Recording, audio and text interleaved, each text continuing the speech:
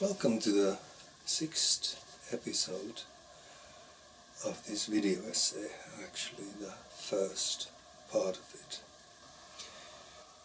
Over the course of episodes so far, I have gone through some critical markers that have defined the nature of our present-day Western liberal democracies. The question I will tackle in this episode is to try to bring clarity to the question: how does our democracy, the Western liberal democracy, stand against these pseudosciences of Soviet communism and fascism? Or, if the concept stand against is not the right concept, another concept does justice to my quest. Let's reformulate it. What are these pseudosciences in relation to normality of day-to-day actions of Western democracies? But before we go any further, let's further emphasize or clarify certain things regarding previous episodes. There seems to be a certain kind of child-parent or seedling full-grown plant relationship going on here. And when I talk about this, I'm referring to French Revolution during the Year of Terror and these two types of pseudosciences. The monsterly reasoning of using guillotine as an administrative tool to do away with the enemies of revolution has striking affinity with communism, in which reason is transgressing its healthy boundaries, or transgressing the boundaries of its healthy application. This is whether it's Marx and Hegel creating systems of thinking based on unfounded postulate, or in reality Soviet communism trying to uphold the illusion of this rationally based utopia, no matter how big the human cost. It's the same central role given to rationality gone toxic, but in the case of Soviet communism, the rationality is given more intellectually refined expression.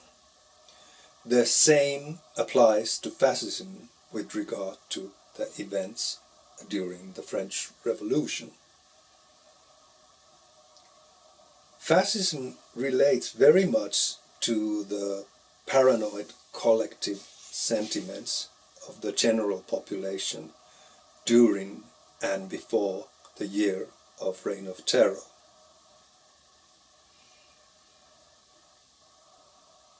But compared how the key political players of the Year of Terror utilized fear, hatred and anger of the general population for their own agenda, fascism is way more refined. It is a highly politicized complex of hatred, and complex is the concept that really encapsulates these two forms of pseudosciences. Compared to the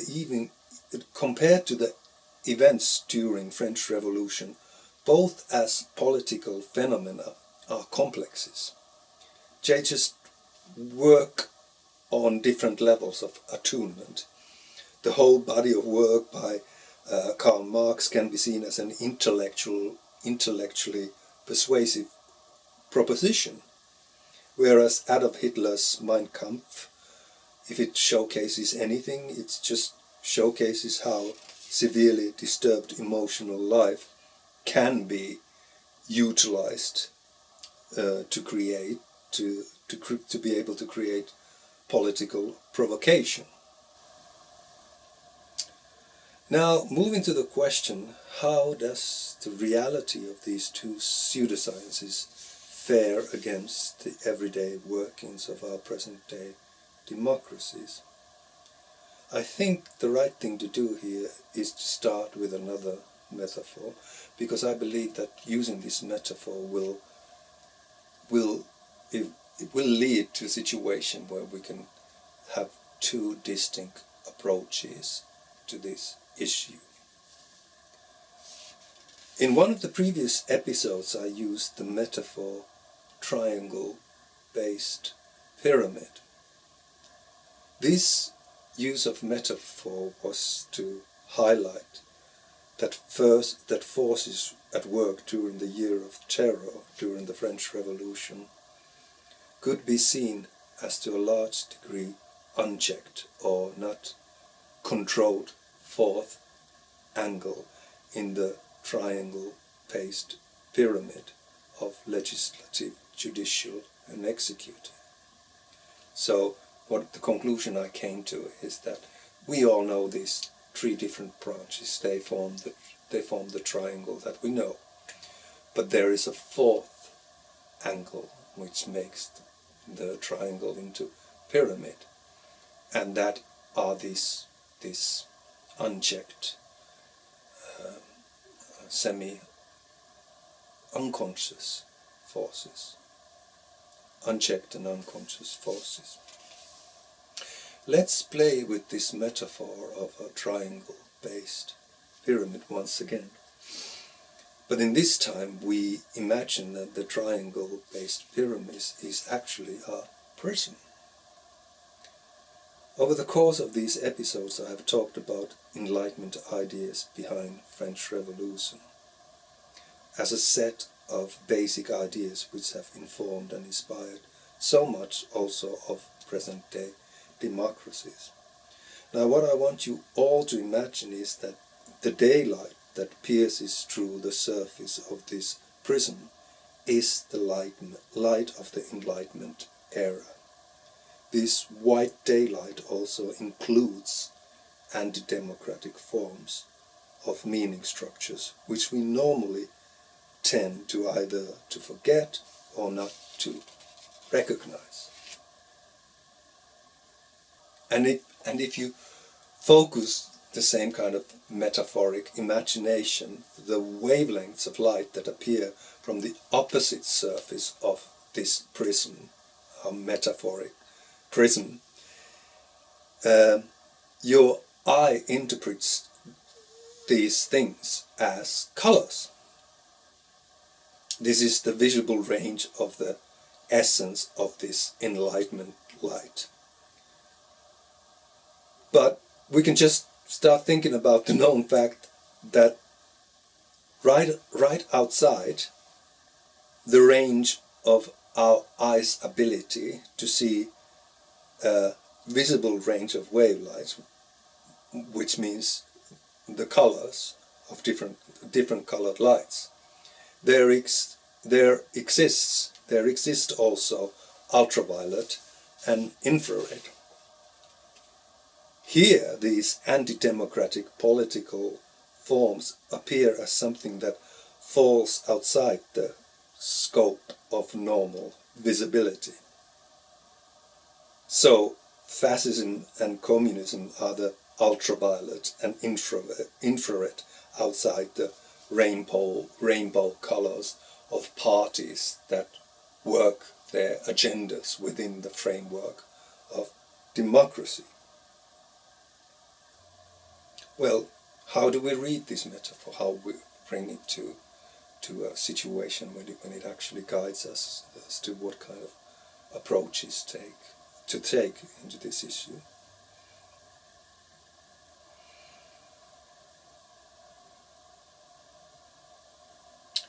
The first approach looks into how these two pseudosciences appear as some kind of phenomena-related meaning structures inside the normal democratic discourse, which of course is a descendant of these original Enlightenment ideas.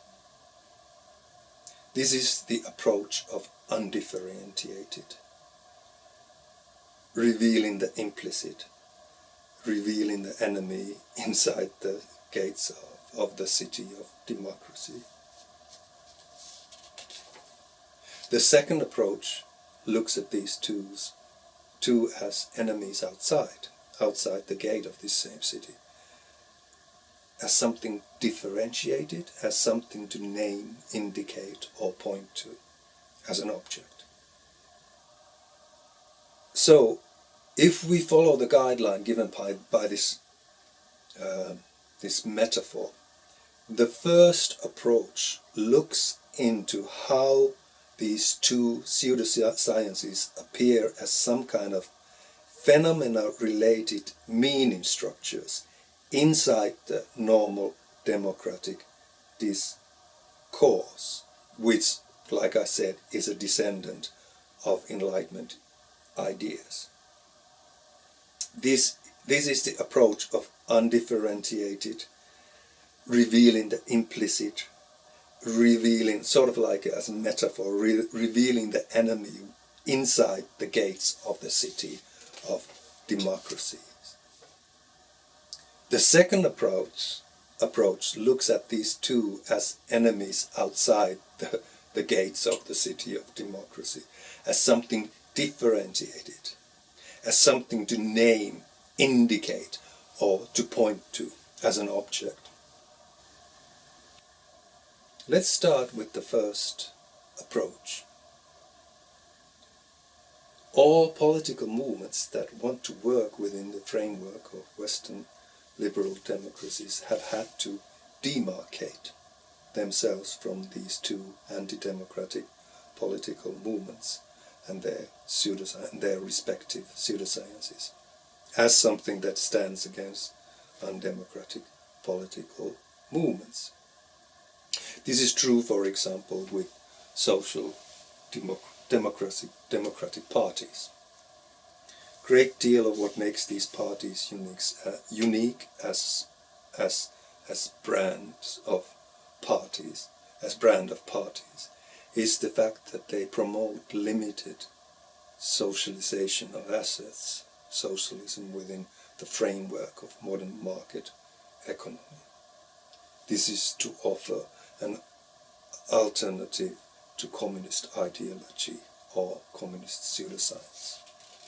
The same way modern conservatism has always tried to hit the right balance between hyper-liberalism of believing in free markets, while at the same time preserving social norms in a rapidly evolving and highly dynamic environment of modern national economies. Liberal conservatism is trying to preserve traditions without slipping into national populism, which is sort of halfway towards fascism. So, with these two examples, what I'm talking about here is that normal parties within the democratic framework are constantly defining their uniqueness or position against the position of something undemocratic. And when they do that, they carry out their and the way that they do that, the way that they carry their discourse with this assumption, means that they are already tied to these anti-democratic pseudosciences by constantly presenting themselves as alternative to them. If this doesn't make sense to you, think of it in that way, that let's talk about love relationship or romantic relationships, and you have had a relationship in your past which was toxic, and then you have had other relationships after that one, and you realize yourself that you constantly in your new relationships you try to do things opposite of what you did in that first relationship, or something different, always in relation to that one. That means that you're still tied to that person, tied to that relationship. And this is what I'm trying to talk about when I talk about how normal parties within the framework of democratic system have tied themselves to these anti-democratic pseudosciences. But there is also another way that these anti-democratic pseudosciences quite furtively assert their presence. These sort of ways of asserting their presence could be described either as utterances of admitting or even deliberate provocations when engaging in political discourse. Let's say you just met a left-wing leaning friend or acquaintance who, while being politically active, at least privately, admits to you that Marxist idea of class war is correct. Or you may have a discussion with a right-wing party supporting friend who at least privately states that society should stop nannying those who are too weak and lazy to work. Work liberates. Arbeit macht frei, not social security benefits. So it seems these pseudosciences assert their presence in the meaning structures of normal democratic discourse by either as appearing as something your party stands against or as something that is slipped inside the political discourse, as almost as if a child's revelation of the truth that someone just has to spew out. I think the best way to try to understand these meaning structures in political discourse comes from the philosophy of late Martin Heidegger.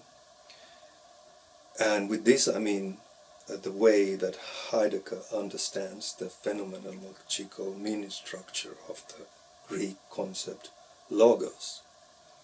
Normally this concept is translated to mean word. For him it means bringing together and stems from the verb legain, which Heidegger usually translates as to gather. And here when I use the word gather, you can understand it to gather together, to come together, to gather together. But it can also mean I gather he or she does this and this. So you get the drift. Heidegger also defines logos as the unsaid at the edges or fringes of the discourse. And in both of the above cases, this is exactly what we are looking at. In both cases, these pseudosciences assert their presence as something which permeates and defines what is said without mostly being openly expressed. Let me repeat this. Let's say that we have a political discourse. And if you want to understand what is the logos that is at the core of it, the meaning structure that is at the core of it, you have to understand what is the unsaid that is at the fringes or at the edges of what has been said. And in both of these cases that I mentioned, this is exactly what we are looking at. In both cases, these pseudosciences assert their presence as something that permeates and defines what is said without mostly being openly expressed at all. If this is the case, that these pseudosciences ultimately act as the logos of normal democratic discourse, this is of huge significance, because it means that normal democratic discourse on the very foundational level is permeated by these undemocratic meaning structures of these two pseudosciences. From the starting point of this approach, to a certain degree, it makes sense to say that all modern political ideologies are pseudosciences. But that is if we approach them from the point of view of logos, meaning structure inside the discourse. Before I stop here, and I see you in the next part of this episode. In this episode, unfortunately, I think we haven't got everything out of the concept logos yet. There are something else can be said about the nature of logos also that we haven't touched upon yet, and I return to that one once we start the second part of this episode. For now, it would be nice if you would either press that subscribe button or like button, and have a nice day wherever you are, and I'll see you in the next episode.